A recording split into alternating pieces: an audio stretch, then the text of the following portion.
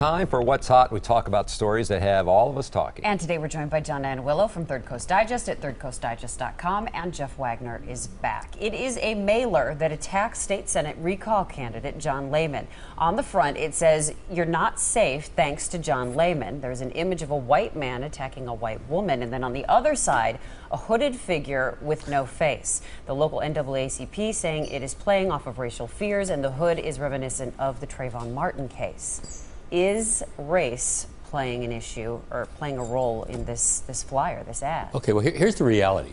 People who commit crimes often do, in fact, wear hoodies because what it does is it conceals their identity.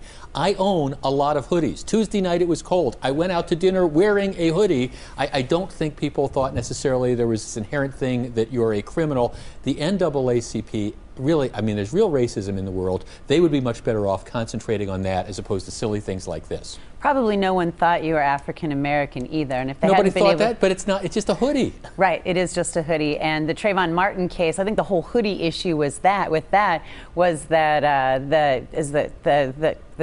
Zimmerman claimed that he wasn't visible, and that didn't make him black.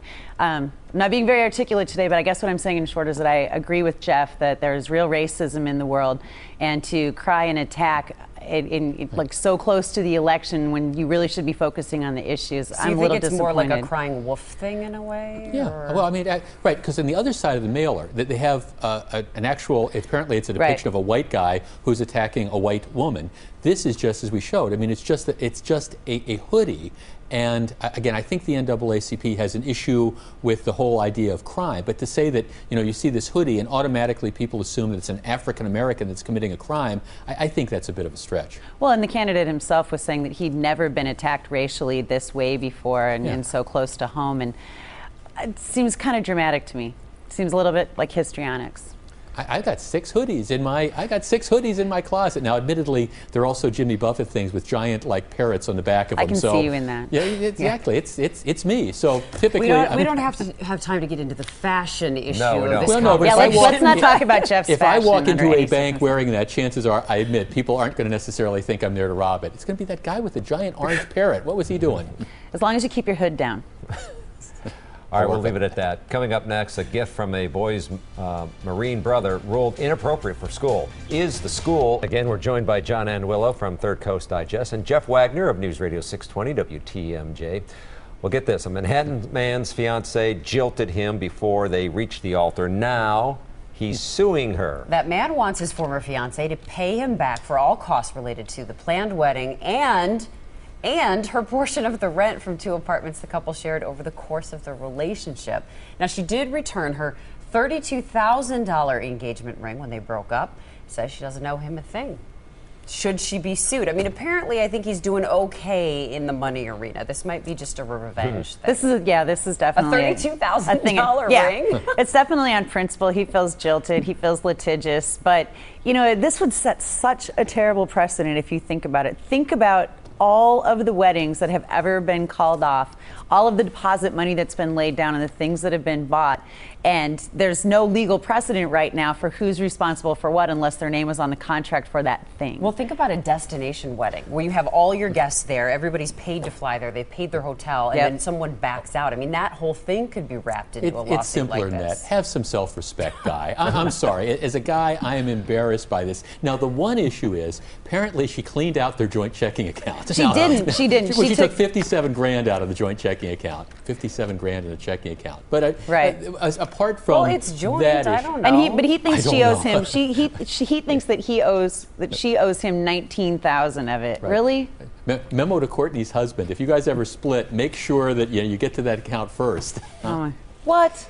Come on, How much did you say? 57,000. She took 57 grand out. Now that's my only issue about this. But otherwise, have some self-respect. No judge is going to. No, who's going to hear this case? Right, okay. And they'll be on some reality show in the next few months. God, I hope not. All right, let's move on to our next topic. A 6th grader isn't allowed to wear a Marines t-shirt he got from his brother, who is serving in Afghanistan, because his school says it's inappropriate. Take a look. On the front, it says, "If you are not the lead dog," and then shows the full front of the dog. Now, on the reverse side, well, you can see what's there on the back. It's anatomically correct. Yeah. Is that inappropriate? Well, the school itself said that they're a very conservative school. They're very pro-military, and their specific complaint was with the dog's junk. And the teachers were uncomfortable with it, and they didn't necessarily want the younger kids to see it. They didn't want to have to take on sex ed, right there. But here's my question: if families, I'm assuming some of these kids' families have dogs. Yeah. Yes. Okay. So they've already seen it. Well, okay, that's true too. But you may have accidentally walked in on your parents having sex. That doesn't mean you show sex movies in school. I'm just Jon saying. Really back. But I think it's the same thing. I think it's the same thing. I do. I think the school has the right to say no. There are dogs walking on the sidewalk everywhere. People are not having sex on the sidewalk. It's like we did a story the other day about this woman who's walking around New York topless. Okay, that's different than this. Do we not do field trips to the zoo because heaven forbid? No one's hearing you, Jeff. Heaven forbid. Right. Heaven forbid we might see an I think the example. school has the right to make the call. And Jeff, you think they're overreacting? I think this is a great T-shirt. I want to see where I can get 5 or 6 of them. I think we should all wear them for What's Hot one day. If anything, I think it would. I'm just going to wear mine backwards. If anything, it might be a good conversation starter so the kids can learn about, Well, I don't think the kids are going to be paying. And the fact that I don't think anybody's going to be paying any attention to the rear end of the dog. I'm sorry. Right. Well, I think that I don't know if I agree with that, because I think the whole point of it was if you're not the lead dog, the view never changes, which is what the back of the shirt says.